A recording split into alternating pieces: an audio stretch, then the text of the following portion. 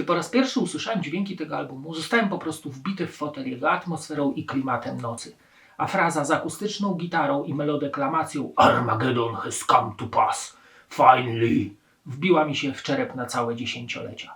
Tym albumem jest Morgryning Tusen Arhargat.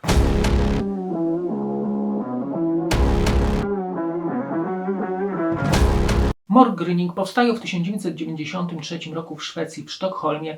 Założycielami byli God Gorgon i Drag Kimmer.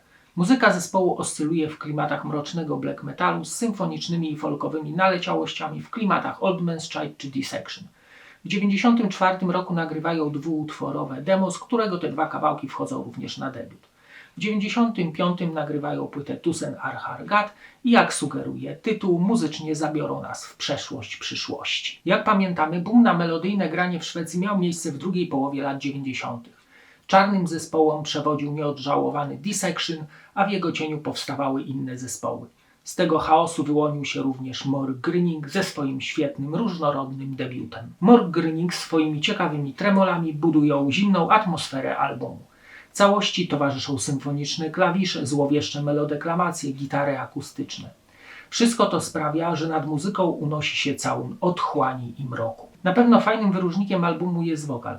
Jest on niby blackowy, jednak intonowany z głębi, podbijany co jakiś czas drugim wokalem, co świetnie współgra z muzyką, która jest w średnio szybkich tempach. Cały czas towarzyszą jej tremolowe melodie. Świetnym zabiegiem jest umieszczenie kilku miniatur fortepianowo-akustycznych, które wznoszą odbiór albumu na zupełnie wyższy, a raczej niższy poziom ciemności.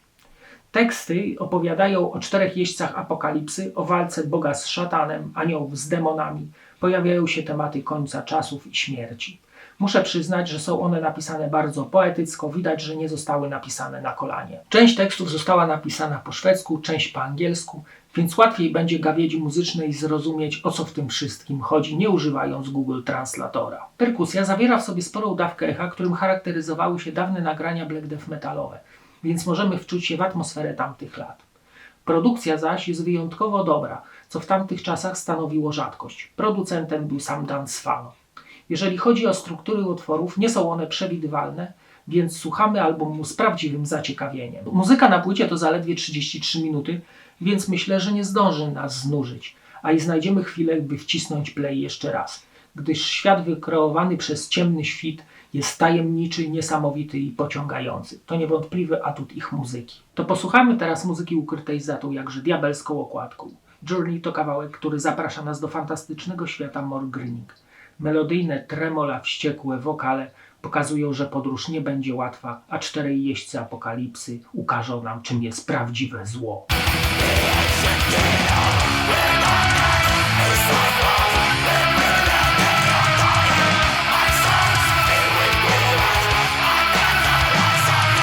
Armageddon has come to pass to genialny akustyczny przerywnik z melodeklamacją. Śpiący nie zmrużą oka, umarli nie zaznają spokoju. Wojna, zaraza, głód i śmierć. Armagedon nadejdzie na końcu czasów. Chyba to już skądś znamy.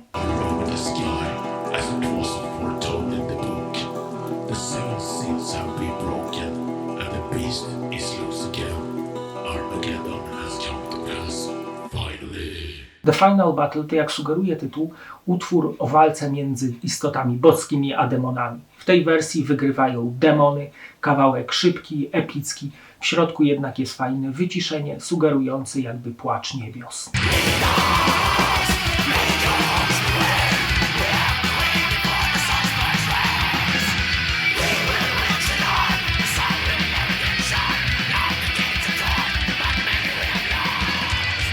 Mincita Frat to utwór zwycięstwa nocy nad dniem z pięknymi, lodowatymi partiami klawiszy. Tu tylko śmierć będzie ukojeniem.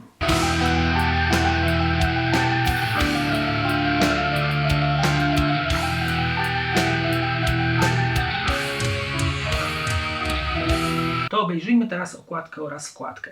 Jest to wydanie digipakowe. Okładka przedstawia lecące diabły, zapewne sprzed 1000 lat, by rozpocząć walkę z siłami dobra, bo i po co dzierżyłyby widły w rękach. Grafika jest bardzo ciekawa, wygląda niczym średniowieczny drzeworyt. Diablęta są przedstawione w kolorze takim kremowym na czarnym tle. Po lewej na górze czerwone logo zespołu, w prawym dolnym rogu tytuł płyty. Po lewej stronie wewnętrznej rozkładówki zdjęcia chłopaków z zespołu są dość mroczne, na których średnio ich widać. Płyta jest, jak widzicie, cała czarna, na której jest biały nadruk, twarz oświetlona ogniem, a pod spodem logo zespołu, tytuł płyty oraz wydawca. Na stronie zamykającej Digipack są wyszczególnione tytuły utworów. Na dwóch pierwszych rozkładówkach znajdują się tytuły oraz teksty do utworów. Na środkowej rozkładówce mamy zdjęcie zimowego lasu o zachodzie słońca, bardzo to jest klimatyczne, muszę przyznać. Na kolejnej rozkładówce dalsze tytuły oraz teksty do utworów, a na ostatniej wewnętrznej rozkładówce wkładki jest cała historia powstania Mörk-Gryning. Na zamykającej stronie wkładkę są informacje, kto napisał teksty, gdzie płyta została nagrana oraz podziękowania. Mörk-Gryning ze swoją muzyką zawsze stali gdzieś z boku, może trochę niedocenieni. Wydaje mi się, że dlatego, ponieważ wtedy, gdy powstawali, cały świat ogarnęła norweska zamieć ciemności i trudno im było przebić się przez nią. Mimo że album Tusen Arhargat zasługuje na bardzo duże uznanie. A teraz zapraszam do oglądania kolejnego odcinka. Cześć!